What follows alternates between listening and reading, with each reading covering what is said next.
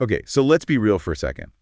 How many times have you felt like other people just get money in a way you don't? Like they've got some secret handbook that you never got your hands on. Exactly. Like, is there a secret club? And if so, how do we get in? Well, good news. On this deep dive, we are cracking the code on financial literacy. It's funny you should say that because, yeah, a lot of people feel that way about money. It's its big mystery. Yeah. But the thing is, it's a skill, just like anything else. You can learn it. And that's what makes these videos you sent so interesting. Totally. They lay it all out. Earning, saving, investing, really making your money work for you.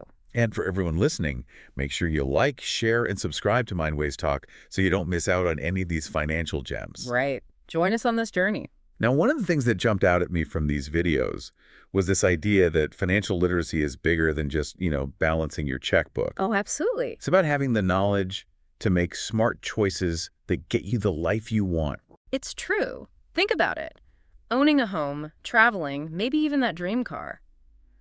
All of that becomes possible when you have a good grasp of how money works, but it's also about that feeling of security. Security, yeah. Knowing you can handle whatever comes your way. An unexpected bill, planning for retirement, that peace of mind is huge. Absolutely. And, one video talked about money almost like a game. What are your thoughts on that? I think it's a brilliant way to look at it because there are rules to this game, and the better you understand them, the better you'll play. So it's about strategy. It is. One video actually used this analogy of a doubles game, the goal. Double your money strategically.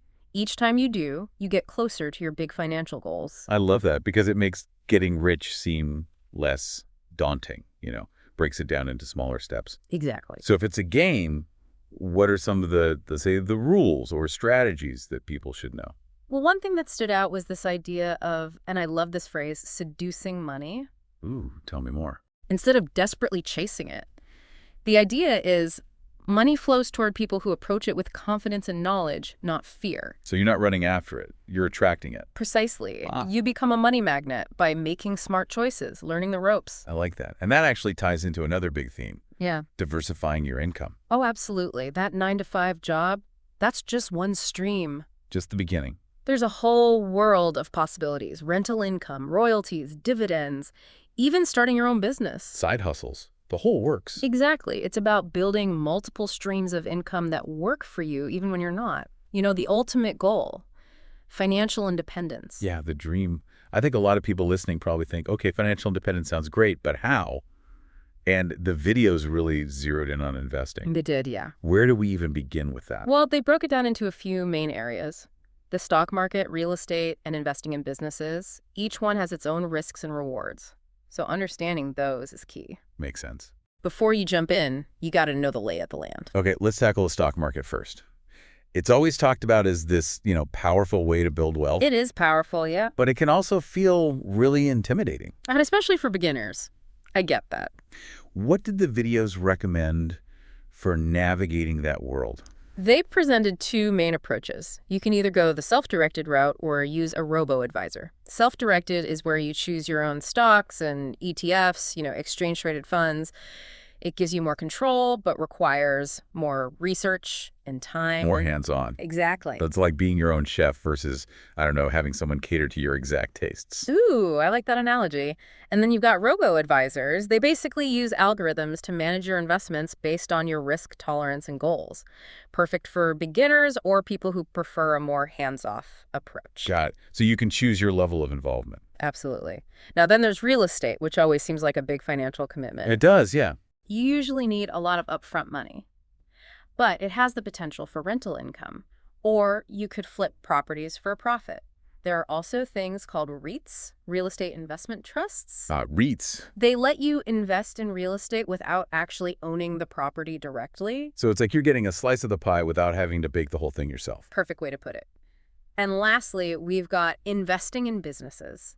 Can be really risky, but also the potential for huge rewards. High risk, high reward. Exactly.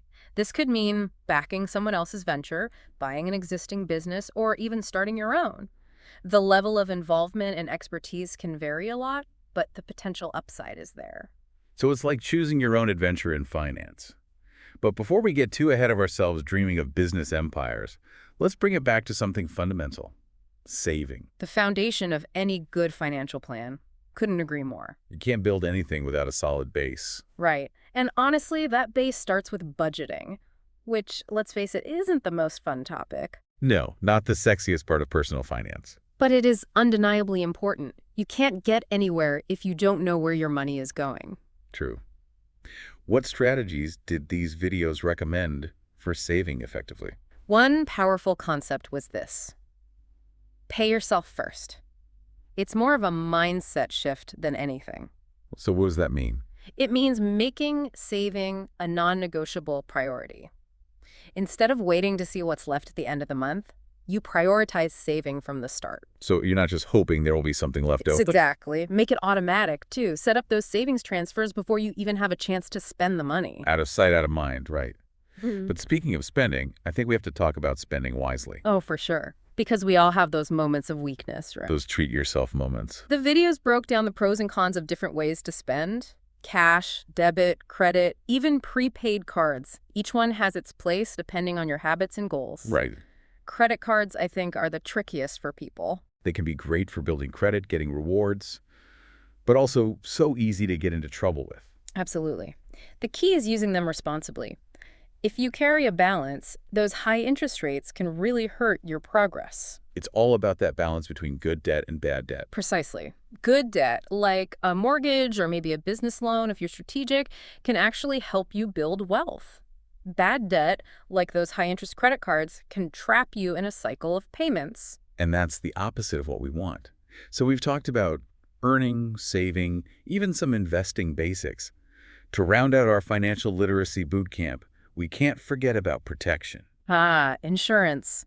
Not the most exciting topic, but essential. Not glamorous, but necessary. Right, it is. Think car insurance, home insurance, life insurance, even business insurance if you have one. It's about safeguarding everything you've worked hard for. Protecting yourself from the unexpected. Exactly. Peace of mind. You don't want to be left scrambling if something goes wrong. Right. It's about protecting all that progress you've made on your financial journey. So we've covered a lot. Income, investing, saving, spending wisely, even insurance. It's a lot to take in. It is. But remember, financial literacy is a journey, not a destination. Yeah, it's ongoing. And the good news is, you don't have to figure it all out alone. There are tons of resources out there to help you along the way. The videos highlighted that, didn't they? All those YouTube channels, blogs, podcasts. Exactly. A wealth of information at your fingertips. But the key is to not just absorb it, but to actually use it. Take action, even if it's a small step, and you'll start getting real-world experience. It's about actually doing something with what you've learned. Yeah, turning knowledge into action. And you know what? You have more control over your financial life than you probably realize. We have the power to change things. Exactly. Financial freedom isn't just a dream. It's a very real possibility for anyone who's willing to put in the effort to learn and grow. So it's about taking control, making those choices that lead to a better financial future. And one of the coolest things about financial freedom is that you can actually build wealth that generates income even when you're not working. Passive income, that magical thing everyone talks about. Exactly. And what I found so fascinating was how the videos break down all these different ways to actually build those passive income streams. Like what? Give me an example. Well, they talked a lot about rental properties, owning a property and renting it out. Right, steady cash flow every month. Exactly. And then there are dividend-paying stocks, which can give you passive income without having to manage a property or deal with tenants. So it's like planting a money tree that keeps giving you fruit without you having to tend to it all the time. I love that. It really gets at that idea of putting your money to work for you. But of course, whenever we talk about building wealth, we have to talk about the bumps in the road, like economic uncertainty. Yeah, there's always going to be some level of risk, right? Like a market crash or some global event that throws everything off. Exactly. And that's where I think that end of the world mentality that one video talked about is so relevant. It's not about freaking out when things get tough. It's about being prepared and seeing those tough times as opportunities. So instead of being scared of a market dip, a savvy investor sees it as a chance to buy low. Exactly. Think of it like a sale at your favorite store. Suddenly everything's cheaper. You gotta stock up when the prices are good. Exactly. It's about being a contrarian investor, keeping a level head when everyone else is panicking. And using those times to your advantage. Exactly. Which reminds me of another important point that came up. understanding economic cycles and how, political decisions can impact our financial well-being. Yeah, you can't ignore that stuff. No, you can't. Things like interest rates, tax policies, they all play a role in shaping our financial lives. One video even said we should study our politicians, especially the president. It sounds a bit intense, but I get the point. They were saying we need to understand their economic philosophies because those philosophies will probably translate into policies that affect our wallets. Right, so we can't just bury our heads in the sand and hope for the best. Exactly. Financial literacy is about taking responsibility, but it's also about understanding the bigger picture, the forces that shape our financial lives. Now, one thing that really surprised me was a video that kind of challenged the whole idea of diversification. Oh, yeah. Yeah, they actually called it a strategy for sissies, which, is a bold statement because diversification is usually presented as like the golden rule of investing. It is, but it's important to understand the context. The video was talking specifically to younger investors, people who have more time to recover from losses and are more comfortable with risk. So for those folks, the video was saying that concentrating investments in high-growth areas might actually be more effective.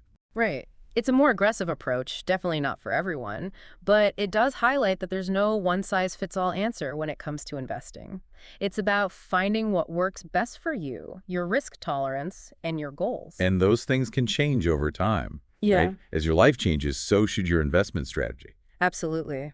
Now, another concept that kept coming up was leverage. Ah, leverage. That idea of using other people's money or resources to amplify your results. Right. It can be a powerful way to accelerate your progress towards your financial goals. Like in real estate, using a mortgage to buy a property you couldn't afford outright. Exactly. Or in business, partnering with people who have skills or resources that you don't have. Yeah, it's about working smarter, not harder. Exactly. It's about recognizing that we don't have to do everything ourselves. We can collaborate, form alliances, and achieve so much more together. One video really hammered home that point about learning from people who are already where you want to be. Mentorship. Having a guide, someone who's been there, done that. Yeah, it's invaluable. They can share their wisdom, their mistakes, and maybe even open some doors for you. It's about surrounding yourself with people who inspire you, challenge you, and help you up your game. And it's not just about finding mentors. It's about forming those strategic partnerships where everyone benefits. Right, creating win-win scenarios. Yeah, it's a much more sustainable and fulfilling approach to wealth building than just trying to do it all alone. Couldn't agree more. Now, while we're on the topic of wealth building, I think it's important to talk about a potential pitfall. One video called it big check syndrome. Big check syndrome. Okay, I'm intrigued. What's that all about? It's this tendency to overspend or make impulsive decisions after you get a big chunk of money. Ooh, so like winning the lottery and then blowing it all on things you don't need. Exactly. It's about recognizing that even a windfall needs to be managed carefully if you want to achieve long-term security. Right, it's not a free pass to just go crazy. Not at all. It's about staying focused on your goals and not giving in to that instant gratification temptation. Got to play the long game. Exactly. And this brings us to another crucial point. Having a clear vision and defining your goals. What do you actually want to achieve with your money? Yeah, it's like setting out on a trip without knowing where you're going. You might end up somewhere, but it's probably not where you want it to be. I love that analogy. It's about being intentional, making sure your actions are aligned with your aspirations. So you're not just wandering around aimlessly in the world of finance. Exactly. And having that clarity makes it so much easier to stay focused and make choices that support your ultimate goals. And speaking of goals, one video had some good advice on how to actually achieve them, breaking down big goals into smaller steps. Right. Creating milestones that feel attainable. It gives you a sense of progress along the way. So instead of trying to climb a mountain in one go, Yeah. you're setting up base camps along the way. Love that metaphor. It captures the essence of what it takes to achieve big things. Consistency, persistence, and celebrating those small wins along the way. And those small wins can really keep you motivated, especially when things get tough. Absolutely. And another key takeaway was the importance of developing a positive money mindset. So it's not just about the practical stuff, it's about how we think and feel about money. Exactly. The videos talked a lot about shifting from a scarcity mindset to an abundance mindset. So instead of thinking there's never enough, you believe that there are always opportunities to create wealth. Exactly. It's about possibility, not limitation, recognizing that our thoughts and beliefs can either help us or hold us back. And one practical tip that I really liked was tracking your net worth regularly. Oh, yeah, that's a good one. It's like taking stock of your financial health. Right, seeing where you stand and how you're progressing over time. Exactly. And by tracking it consistently, you can identify areas where you might need to adjust your strategies. Like a financial dashboard for your life. I like that. And speaking of adjustments, one video really emphasized the importance of being adaptable, being willing to change course as things change around you. The financial world is constantly evolving, so you got to be able to roll with the punches. Right. Be a lifelong learner, stay curious, and refine your strategies as you gain experience. Like a financial chameleon, adapting and thriving in any environment. I love that. And part of that adaptability involves taking a long-term perspective. It's a marathon, not a sprint. Exactly. Patience and consistency are key. It's about resisting those get-rich-quick schemes and focusing on building a solid foundation for lasting well-being. Play the long game, stay focused, trust the process. Exactly. And one of the most empowering things about this whole journey is realizing that we have more control over our financial destinies than we often think. It's not just about luck. It's about making choices. Absolutely. Financial freedom is a choice. And it all starts with taking that first step, educating ourselves, and making informed decisions about our money. And even small steps, taken consistently, can lead to big results over time. One video talked about the power of compound interest, how even small amounts invested regularly can grow exponentially over time. It's like that snowball effect. Exactly. And that snowball effect can be incredibly powerful when it comes to building wealth. So even if you're starting small, don't underestimate the impact of consistent saving and investing. And remember, there are people and resources out there to help you along the way. Don't be afraid to seek out guidance from financial advisors, mentors, online communities. Build a support system, find your tribe. Exactly. And one final thought I'd like to leave you with is this. Financial literacy isn't just about numbers and strategies, it's about freedom. Freedom to do what matters most to you. Freedom to make choices that align with your values, to pursue your passions, to create the life you truly want to live. It's about reclaiming your time, your energy, and your future. And that's a freedom worth striving for. Absolutely. And it all starts with taking that first step towards financial literacy. It really is inspiring to think that no matter where you are financially right now, you can achieve that kind of freedom. Make choices that truly reflect what's important to you. I agree.